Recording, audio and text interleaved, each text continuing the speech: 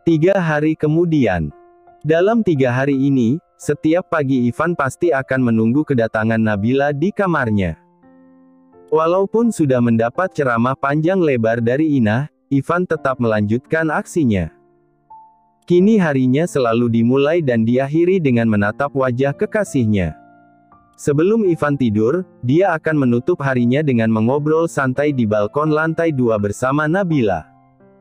Dan sebelum memulai harinya, di pagi hari dia akan disambut dengan senyuman indah dari Nabila di kamarnya. Aktivitas Ivan pun sama.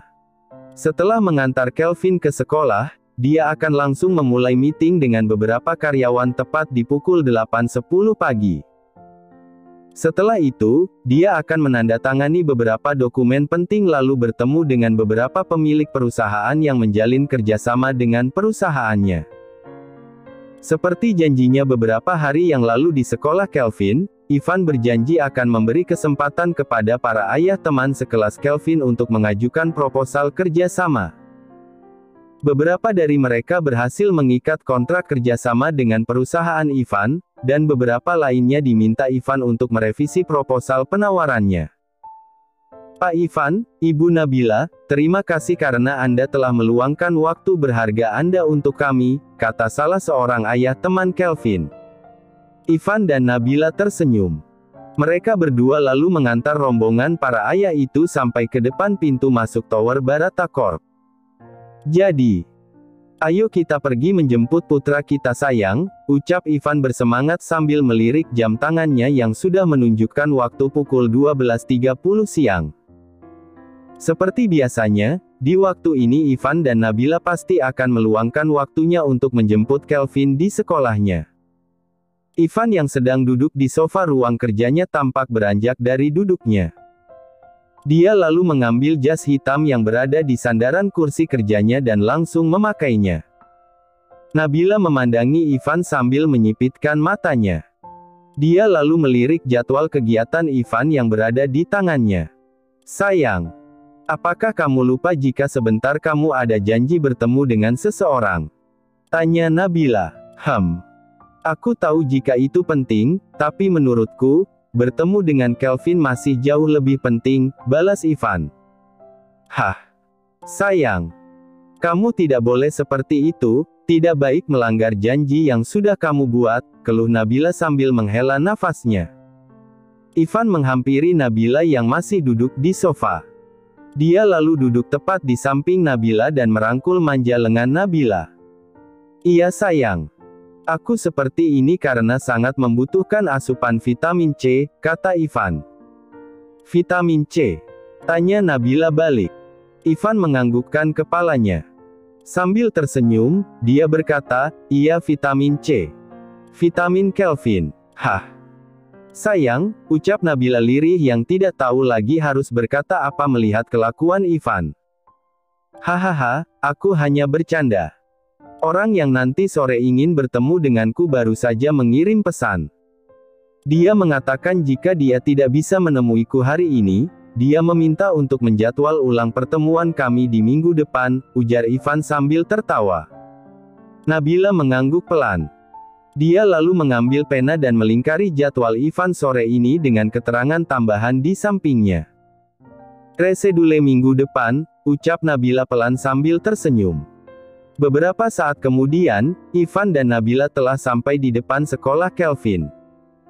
Begitu dia dan Nabila turun dari mobil, Emma langsung menghampiri mereka ditemani beberapa orang yang terlihat asing bagi Ivan. Bu Tias, seru Nabila yang tampak mengenali salah satu wanita yang mendatangi mereka.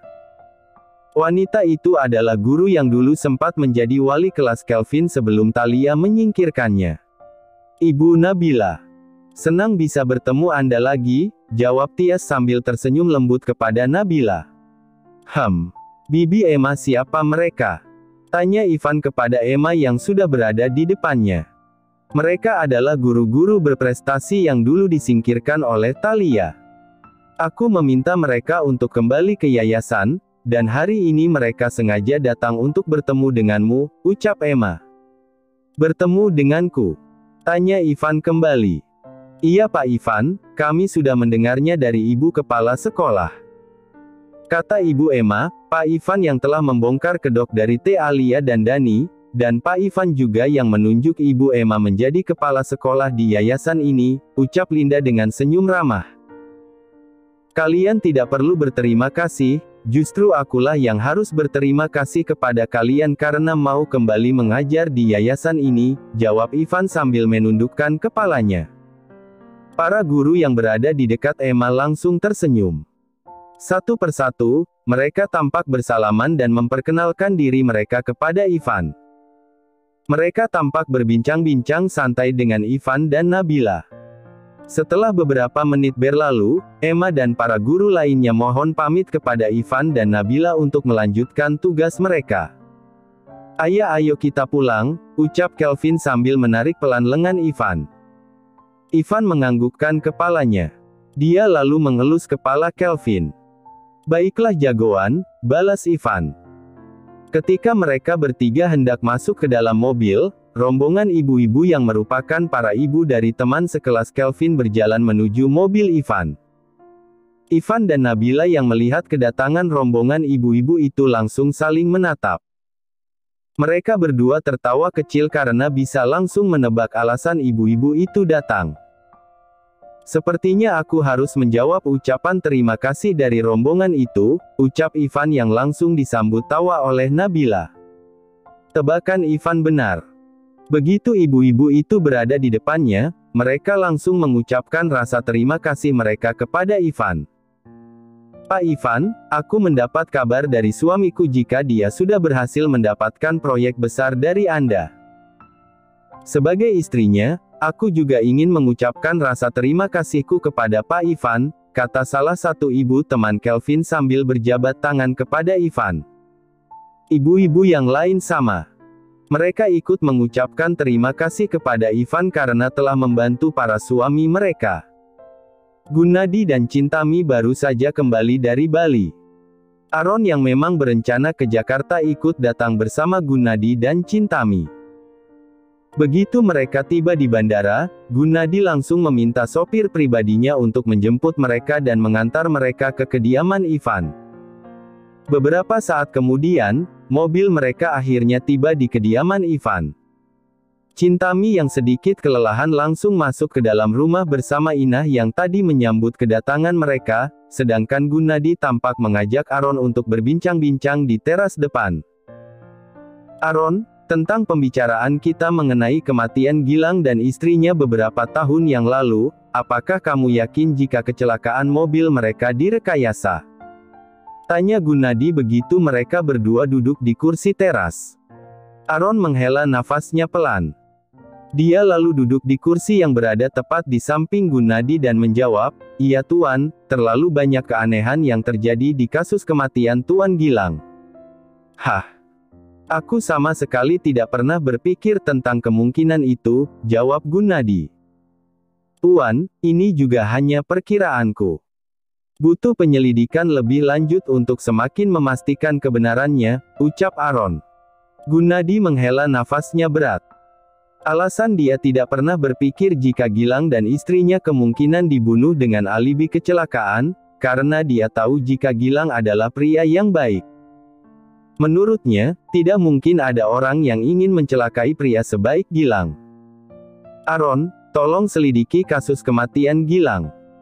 Aku benar-benar ingin mengetahui kebenaran di balik kecelakaan itu, ujar Gunadi. Aaron menganggukkan kepalanya. Dengan tegas dia menjawab, "Siap Tuan." Setelah membahas kematian ayah Nabila, Aaron langsung pamit undur diri. Tak lupa dia juga pamit kepada Cintami yang sedang berada di ruang keluarga. "Oh, sepertinya mereka sudah tiba," seru Cintami begitu mendengar suara mobil berhenti di halaman depan Ivan. Cintami lalu beranjak dari duduknya dan segera menuju teras depan untuk menyambut kedatangan mereka. Begitu mobil yang dikemudikan Ivan berhenti, Kelvin yang duduk di kursi belakang langsung tersenyum bahagia. Di depan pintu rumah, dia bisa melihat kakek dan neneknya sedang menunggu kedatangan mereka. "Kakek, nenek!" teriak Kelvin yang langsung berlari menghampiri Gunadi dan Cintami begitu dia turun dari mobil Ivan. Ivan dan Nabila saling menatap. Mereka berdua kompak tersenyum, lalu ikut turun dari mobil. "Halo jagoan," seru Gunadi yang sedang dipeluk oleh Kelvin. Setelah memeluk Gunadi, Kelvin lalu memeluk Chintami yang berdiri di samping Gunadi. Ivan dan Nabila yang baru tiba di depan Gunadi juga sama. Mereka langsung menyapa Gunadi dan Chintami yang tengah sibuk melepas kerinduannya kepada Kelvin. "Selamat datang ayah, selamat datang ibu," ujar Nabila sopan. Dia ikut merasa bahagia melihat Gunadi dan Chintami sudah kembali dari Bali. "Terima kasih nak," jawab Chintami. Gunadi yang sedang berada di samping Chintami langsung tersenyum dan menganggukkan kepalanya kepada Nabila dan Ivan. Chintami, Nabila, dan Kelvin masuk ke dalam rumah, sedangkan Gunadi dan Ivan menuju kursi yang berada di teras depan. "Ivan, bagaimana penyelidikanmu tentang Cakra?" tanya Gunadi. Saat ditanya tentang masalah Cakra, Ivan tampak menghela nafasnya berat. "Tidak ada perkembangan. Kak Cakra benar-benar menyembunyikan hubungannya," jawab Ivan. Bukankah kamu sudah menghubungi Austin?" tanya Gunadi lagi. Ivan sontak terkejut saat Gunadi menyebut nama Austin. Dia benar-benar melupakan pembicaraannya dengan Austin tentang masalah villa pribadi milik Cakra di Bogor. "Ah, iya benar ayah, aku baru ingat sesuatu," ucap Ivan. Dia lalu menatap wajah Gunadi dan memasang ekspresi wajah yang serius. "Ayah, apakah benar jika Kak Cakra memiliki villa di Bogor?" tanya Ivan. Gunadi menyandarkan punggungnya di sandaran kursi yang dia duduki. "Iya, Cakra memang pernah membeli villa. Apakah aku tidak pernah memberitahumu tentang itu?" tanya Gunadi balik. Ivan menggelengkan kepalanya. Dari dulu dia memang tidak pernah ambil pusing dengan apa saja yang dimiliki oleh saudaranya. "Semenjak Cakra membeli villa itu, aku tidak pernah menginjakkan kaki ke villa itu. Menurut Tuti, barang-barang pribadi milik Cakra cukup banyak di rumah itu," jawab Gunadi. "Bi Tuti?" tanya Ivan. "Iya, sebulan sekali, aku meminta Tuti untuk membersihkan villa itu," ujar Gunadi. "Pantas saja Bi Tuti sudah tidak pernah lagi ke tempatku. Ternyata dia mendapat tambahan pekerjaan dari ayah," ucap Ivan sambil tersenyum. "Aku tidak menyuruhnya. Dia sendiri yang berinisiatif untuk melakukan itu. Jadi kapan kamu berencana mengunjungi villa milik mendiang kakakmu?" tanya Gunadi. "Mungkin di saat liburan sekolah. Aku berencana mengajak Nabila dan Kelvin ke sana," ucap Ivan. "Ide bagus. Mereka berdua bisa sekalian jalan-jalan di sana," balas Gunadi sambil menepuk halus pundak Ivan. Di dalam rumah Ivan, Ina dibantu Nabila baru saja selesai menyiapkan makan siang di atas meja. Chintami yang sedang menemani Kelvin lalu meminta Nabila untuk memanggil Ivan dan Gunadi yang sedang mengobrol di teras depan. Nabila mengangguk pelan. Dia lalu berjalan menuju teras depan. Saat dia sudah berada di dekat pintu, tiba-tiba langkah kakinya terhenti saat mendengar Ivan bertanya kepada Gunadi. "Ayah, apakah kita tidak sebaiknya melakukan tes DNA kepada Kelvin terlebih dahulu?" tanya Ivan. Nabila sontak terkejut saat mendengar pertanyaan Ivan. Tes DNA juga sering muncul di kepalanya. Sudah beberapa kali dia berniat menyampaikan itu kepada Ivan, namun dia selalu mengurungkan niatnya karena takut sikap Ivan dan keluarganya akan berubah ke Kelvin saat hasil tes menunjukkan jika Kelvin bukanlah putra mendiang Cakra. "Untuk apa aku melakukan itu?" tanya Gunadi. Pertanyaan Gunadi sontak membuat Ivan terkejut. Nabila yang ikut mendengarkan dari balik pintu sama terkejutnya. "Untuk mengetahui apakah Kelvin benar-benar anak dari Kak Cakra," jawab Ivan. "Lalu setelah itu?" tanya Gunadi lagi. Ivan semakin kebingungan. Menurutnya, tes DNA adalah cara yang tercepat. Dia tampak menggaruk kepalanya karena ayahnya terus bertanya balik kepadanya. "Ah, Jika hasilnya membuktikan Kelvin memang benar adalah putra Kak Cakra, itu berarti kita tidak perlu lagi bertanya-tanya tentang identitas Kelvin, ucap Ivan. Dan jika hasilnya Kelvin bukanlah putra Cakra, apakah itu akan mengurangi rasa cinta dan sayangmu kepada Kelvin? Tanya Gunadi. Dek. Ivan akhirnya sadar arah dari pembicaraan Gunadi. Dia tersenyum dan menjawab, tentu saja tidak ayah. Aku mencintai dan menyayangi Kelvin apa adanya. Mau dia anak mendiang Kak Cakra atau bukan, aku tetap akan selalu menyayangi Kelvin seperti putraku sendiri, jawab Ivan. Nabila yang diam-diam mendengarkan percakapan itu langsung terharu. Kata-kata Ivan membuyarkan semua kecemasannya. Karena itulah aku tidak pernah berpikir tentang tes DNA. Nama Kelvin sudah dicatat sebagai salah satu pewarisku. Tes DNA hanya akan membuktikan jika Kelvin ada hubungan darah denganku, dan jujur aku tidak peduli jika dia memiliki hubungan darah atau tidak denganku. Dia sudah menjadi cucuku, dan menjadi bagian dari keluarga Barata. Selain Tuhan, tidak akan ada yang bisa membatalkan statusnya saat ini, tegas Gunadi sambil tersenyum kepada Ivan. Ivan menganggukkan kepalanya. Dia tersenyum dan merasa sangat bahagia dengan apa yang baru saja Gunadi ucapkan. Sedangkan Nabila tampak menitikkan air matanya.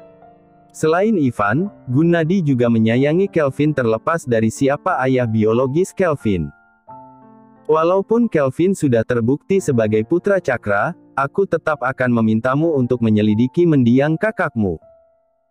Alasannya karena aku ingin tahu, apakah kakakmu mencintai ibu Kelvin ataukah dia melakukannya hanya karena bersenang-senang. Dan yang membuatku cemas. Apakah Cakra melakukan itu dengan memaksa mendiang ibu Kelvin?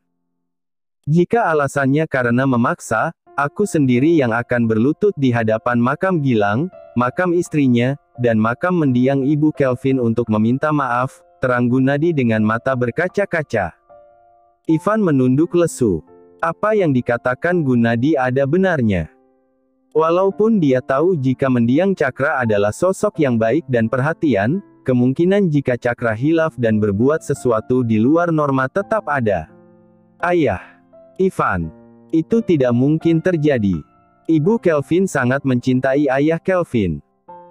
Walaupun dia tidak memberitahu siapa ayah Kelvin, setiap aku menanyakan tentang ayah janin yang berada di dalam perutnya, Kak Kalia pasti akan memasang wajah yang ceria saat menceritakan kelembutan dan kebaikan pria itu. Dia dan pria itu saling mencintai. Aku yakin ada alasan lain mengapa dia menyembunyikan identitas ayah Kelvin, tapi aku bisa memastikan jika paksaan bukanlah alasannya. Nabila yang ikut mendengar percakapan tadi langsung keluar dari pintu dan membantah jika ayah Kelvin melakukan itu hanya karena bersenang-senang atau paksaan. Ivan dan Gunadi yang terkejut karena kedatangan Nabila langsung tersenyum. Hati mereka berdua merasa lega mendengar perkataan dari Nabila. Gunadi beranjak dari duduknya. Dia merangkul pundak Nabila yang terlihat panik. Putriku, aku juga tidak pernah meragukan sifat mendiang Cakra. Kami hanya berpikir tentang salah satu kemungkinan terburuk. Seperti itulah cara berpikir pebisnis seperti ayah dan Ivan, ucap Gunadi sambil tersenyum. Ivan juga beranjak dari duduknya. Sambil tersenyum, dia tampak mencubit pelan hidung Nabila yang sedang dirangkul oleh Gunadi. Tapi terima kasih. Dengan begini, aku dan ayah bisa tenang. Karena penjelasanmu barusan, kami bisa membuang pikiran itu jauh-jauh, ucap Ivan. Nabila mengangguk pelan. Bersamaan dengan itu, Cintami yang belum melihat Nabila kembali pergi menyusul Nabila ke teras depan. Nabila sayang, mengapa kamu belum memanggil ayah dan Ivan? Ada apa ini? Tanya Cintami yang merasa heran melihat putri kecilnya dengan mata yang sedikit basah. Gunadi langsung merangkul Cintami. Tidak ada apa-apa, ayo kita masuk. Kelvin pasti sudah lapar, jawab Gunadi sambil berjalan masuk ke rumah sambil merangkul Nabila dan Cintami. Kalian berdua membuat putriku menangis. Aku butuh penjelasan, protes Chintami sambil mencubit perut Gunadi. Aduh. Bukan aku penyebabnya. Mungkin Ivan yang sudah membuat Nabila menangis, ujar Gunadi tertawa. Bukan aku pelakunya ibu, ucap Ivan yang menyusul mereka dari belakang. Nabila tertawa kecil. Tidak ada lagi keraguan yang tersisa di hatinya. Percakapan Gunadi dan Ivan yang dia dengar tadi sudah semakin membuktikan jika Kelvin memang sangat disayangi oleh Ivan dan keluarganya.